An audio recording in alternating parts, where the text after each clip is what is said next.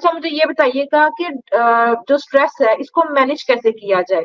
क्योंकि देखिए अब इंसान है, दिन में हर तरह के ख़यालात आते हैं, तो इसको मैनेज कैसे करना चाहिए? जी सादिया, ये आपने बड़ा अच्छा सवाल किया है कि स्ट्रेस मैनेजमेंट जो है वो कैसे की जाए। देखिए स्ट्रेस मैनेजमेंट बहुत ज़्यादा ज़रूरी चीज़ है।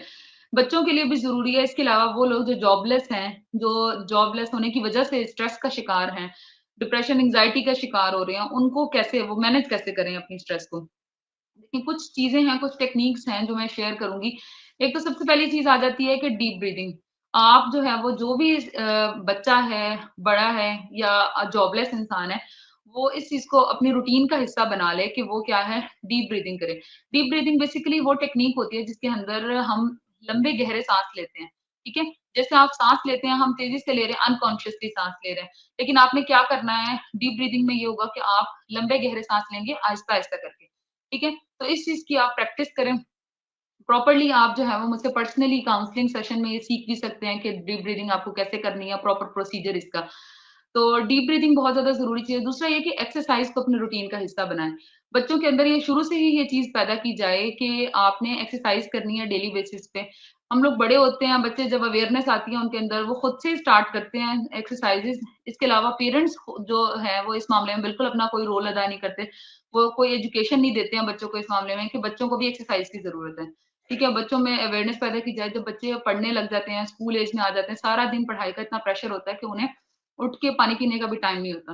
तो उसमें ये है कि एक्सरसाइज़ बहुत ज़्यादा अहम रोल अदा करती है। जब ये जो स्ट्रेस हार्मोन्स हैं, ये जो रिलीज़ होते हैं, आप जब एक्सरसाइज़ करते हैं, तो इनकी वज़ह से क्या होता है, स्ट्रेस हार्मोन का लेवल बहुत कम हो जाता है और आपकी बॉडी के अंदर एंडोर्फिन्स रिलीज़ होना शुरू हो जाते हैं, जो कि आपके मूड को बहुत अच्छा करते हैं। तो एक्सरसाइज़ इस मामले में बहुत ज़्यादा अहम रोल अदा करती है। वो लोग जो जॉबलेस हैं या स्ट्रेस का शिकार हैं, सब ये चीज़ें अप्लाई कर सकते हैं। इसके अलावा डाइट जो है वो आपकी अच्छी होनी चाहिए। डाइट के अंदर बहुत ज़्यादा जो है वो कॉफ़ी का इस्तेमाल, चाय का इस्तेमाल, इस इन चीज़ों का इस्तेमाल कम किया जाए। इसकी वज़ह से भी जो है वो स्ट्रेस लेवल बहुत ज़्यादा हमारा बढ़ता है। और दूसरी चीज़ ये आ जाती है कि सोशल सपोर्ट आपकी होनी चाहिए। यानी आप जो है वो अगर स्ट्रेस का शिकार हैं, तो आपको चाहिए कि आप अपने फ्रेंड्स के साथ, अपनी फैमिली के साथ इस चीज़ को डिस्कस करें ताकि आपका वो स्ट्रेस लेवल कम हो। और फ्रेंड्स और फैमिली को भी चाहिए कि वो आपको इस मामले में सपोर्ट करें, आपकी सुने बात बजाए इसके कि आपको मज़ाक उड़ाया जाए या आपको जो है वो मज़ीद डिग्रेड किया जाए अगर आप उनसे शेयर कर रहे हैं तो। और एक और चीज़ ये कि आप अपने माइंड को हर वक़्त मसरूफ़ रखें। देखिए स्ट्रेस उन लोगों को ज़्यादा होता है जो अपने आप को जो है वो एक ही चीज़ पे, एक ही पॉइंट पे रखते हैं। यानी एक बात सोच रहे हैं तो पूरा दिन उसी सोच में गुम रहेंगे। तो वो लोग स्ट्रेस का शिकार होते हैं परेशानी की वज़ह से। अब आप अपनी हॉबीज़ ऐसी कर लें, अपनी ऐसी एक्टिविटीज़ इख्तियार कर लें जिनकी वज़ह से क्या है आप सारा दिन खुद को मसरूफ़ रखें। जब आपका ज़हन मसरूफ़ होगा, एंगेज होगा तो ऑब्वियसली आपको स्ट्रेस होगा ही नहीं। जब आप डिफरेंट और हेल्दी एक्टिविटीज़ में अपने आप को मसरूफ़ रखेंगे तो। अच्छा मुझे ये बताइएगा कि हमारे मुआशरे के अंदर ना अब लोग इस चीज़ को समझते नहीं हैं या लोग इस चीज़ को अंडरस्टैंड नहीं करते कि हमें शायद किसी साइकियाट्रिस्ट के पास जाने की ज़रूरत है। शायद लोगों के माइंडसेट में ये आ जाता है कि हम कोई पागल थोड़ी हैं या हमें कोई मसला थोड़ी है जो हम किसी साइकियाट्रिस्ट के पास जाएँ। तो ये एक इंसान को कब तय करना चाहिए कि नहीं उसकी मेंटल हेल्थ डिस्टर्ब हो रही है, तो उसको किसी ना किसी साइकियाट्रिस्ट की ज़रूरत है। इस हवाले से एज़ अ साइकियाट्रिस्ट आप बताइएगा कि हमारे जो मुआशरे के अंदर एक तो ये चीज़ है, इसको कैसे ओवरकम किया जाए? और दूसरा ऐसे कौन से सिम्पटम्स हैं जब हमें पता चल जाए कि नहीं हमें अब ज़रूरत है पर्सनल काउंसलिंग की, तो इस हवाले से ज़रा ऑडियंस को गाइड कीजिएगा। जी, सादिया। देखिए काउंसलिंग की ज़रूरत का जहाँ तक आपने पूछा, तो ये देखें कि आप जब करियर चूज़ करते हैं, तो मैं ये चीज़ रिकमेंड करूँगी कि जब भी आपका बच्चा जो है वो इस काबिल हो गया कि आप उसको करियर चूज़ करना है और आपने उसको ऐसी पढ़ाई की तरफ डालना है कि जो आगे जाके उसको वो कंटिन्यू करे।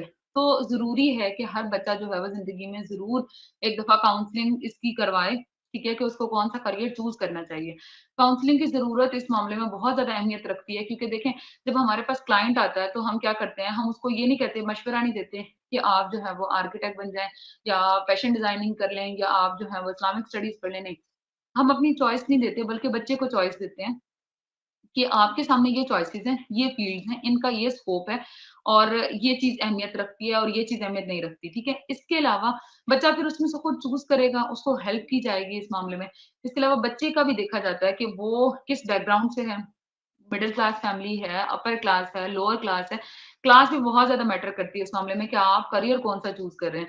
जैसे फॉर एग्ज़ाम्पल मैं आपको जनरली एक बात बताती हूँ, टेक्निकल फ़ील्ड्स हैं जैसे कि, टेक्निकल फ़ील्ड्स ऐसी हैं कि जो जैसे कंप्यूटर का काम है, ठीक है? और अगर आप हेल्थ की फ़ील्ड को देख लें, तो इन चीज़ों के स्कोप जो है वो हमेशा रहते हैं। अब लोग बीमार भी हो रहे हैं, इलाज भी करवा रहे हैं अपना, तो हेल्थ से रिलेटेड जो फ़ील्ड्स हैं ना, वो हमेशा आपकी उसमें अर्निंग होती है, आप उसको एज़ अ करियर कंटिन्यू कर सकते हो।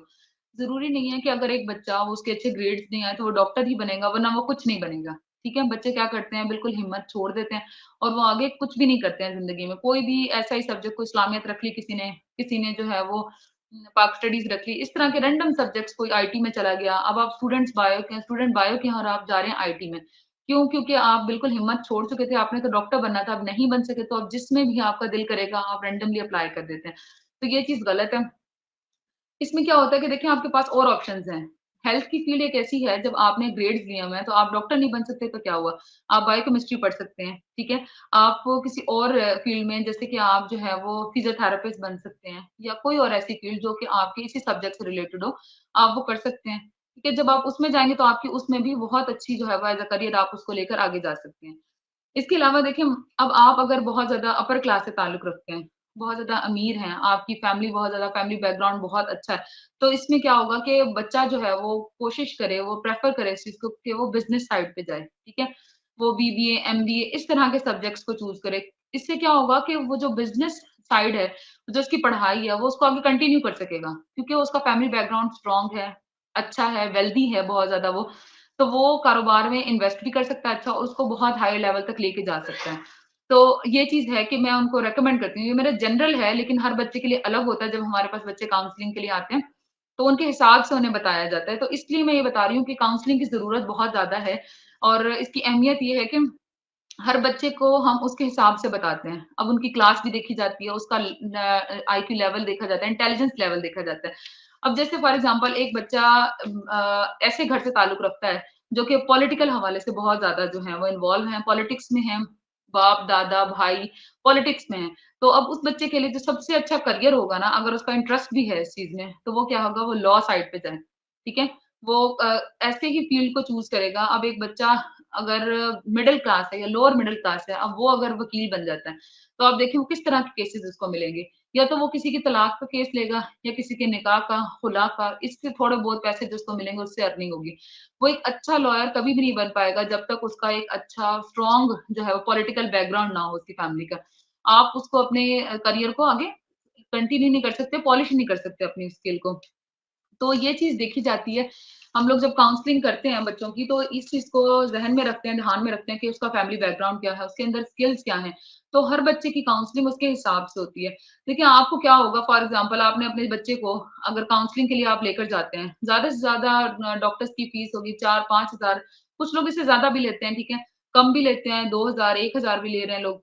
तो इससे ये है कि आपको क्या होगा कि आपके बच्चे का जो ज़िंदगी भर का फैसला वो अच्छा हो जाएगा। आपको काउंसलिंग एक दफ़ा ज़रूर अपने बच्चे की करवानी चाहिए, ताकि उसको इस मामले में मुकम्मल बच्चे को गाइडेंस मिल सके और उसको ज़िंदगी में कभी पछतावा ना हो कि अगर वो आधी ज़िंदगी उसकी 30 साल तक वो पढ़ाई करके जब वो करियर स्टार्ट करे, तो फिर उसका इंटरेस्ट ही खत्म हो जाए उसके अंदर 2-4 साल बाद कि मैं तो ये करना ही नहीं चाहता था क्योंकि मैं इस पढ़ाई में मुझे शौक ही नहीं था इस पढ़ाई का, तो ये मैं करना ही नहीं चाहता काम। आप देखिए अब वो उम्रें तो नहीं रही ना हज़रत नूह अलैहिस्सलाम के ज़माने वाली कि अब लोग बहुत बड़ी-बड़ी उम्रों के तो है नहीं। ज़्यादा से ज़्यादा पाकिस्तान में जो एज लिमिट है वो 60 है, ठीक है? डेथ रेट हुँ, हमारा यही है कि 60 65 ज़्यादा से ज़्यादा। तो ये है कि आप करियर ही ऐसा चूज़ करें शुरू से जिससे आप अच्छे से उसको कंटिन्यू भी कर सकें और खुशी-खुशी आप काम कर सकें। तो बाकी ये है कि जो लोग भी काउंसलिंग के लिए आप अगर राब्ता करते हैं, तो बहुत अच्छी चीज़ है, करना चाहिए, खुद भी करें।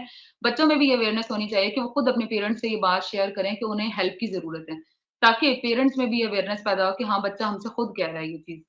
देखिए, मेरी एडवाइस यही है पेरेंट्स के लिए ख़ास तौर पे क्योंकि देखें बच्चे को इतनी नॉलेज नहीं है, बच्चे को इस चीज़ की समझ नहीं है कि उसे क्या करना है और क्या नहीं। तो मैं ये समझती हूँ कि सोसाइटी जो है वो भी हम लोगों से ही मिलकर बनती है। तो एज़ अ पेरेंट जब हर बंदा जो है वो इस चीज़ को समझेगा, अपने रोल को समझेगा कि उसने क्या रोल अदा करना है, तो हमारा माशरा ठीक हो सकता है। बच्चे आगे जाके कन्फ्यूज़न का शिकार नहीं होंगे फिर। अगर पेरेंट्स जो हैं वो इस मामले में शुरू से ही बच्चों को गाइडेंस प्रोवाइड करेंगे, तो देखें जितने भी वालिदैन हैं मैं उनसे यही दरख्वास्त करूँगी कि पहले तो अपने बच्चे के साथ शेयर करें, ठीक है? उनके साथ डिस्कस करें बैठ के कि वो क्या करना चाहते हैं, क्या बनना चाहते हैं, क्या पढ़ना चाहते हैं। फिर जो उनके मसले-मसाइल हैं, उनको देखें। उनकी हेल्प करें इस मामले में ताकि वो आगे जाके जो है वो एक बहुत अच्छा जो है वो करियर भी चूज़ कर सकें और फिर अर्निंग भी बहुत अच्छी उनकी हो सके।